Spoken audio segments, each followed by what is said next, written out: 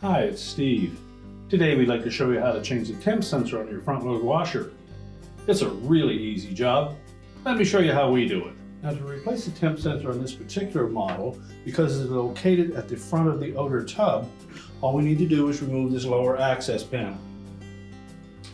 Now, before we do that, we will want to disconnect power to the washer, so either pull it far enough forward that you can unplug it, or locate the electrical panel, turn off the appropriate breaker, or remove the appropriate fuse. So next we'll remove 3 retaining screws under the bottom of that access panel. And just support that panel as you remove the last screw. And pull it away slightly at the bottom and let it drop down. And then set it aside. With the access panel removed, we can now see that sensor mounted into the bottom of the outer tub. There's a little locking tab on that harness connector. We need to depress that and then pull the harness away from the old sensor.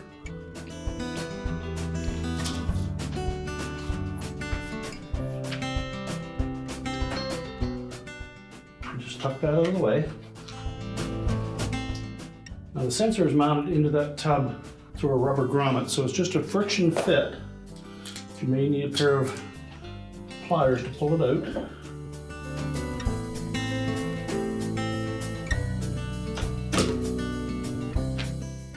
Chances are the grommet will come out with it. So we'll remove that from the old sensor.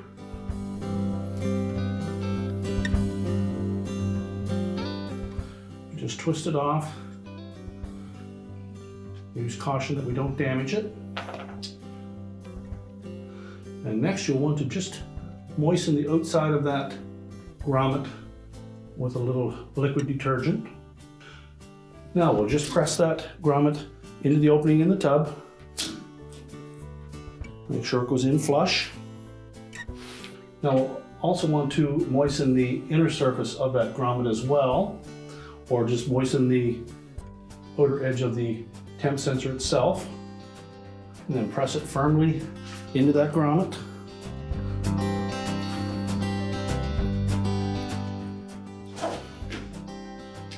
Make sure it's fully inserted.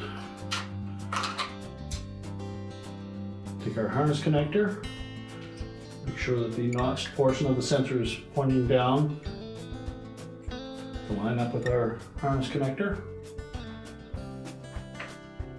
Press it firmly into place until the locking tab engages. And then we can put the access panel back on. Make sure we tuck the back edge of that access panel in behind the front panel.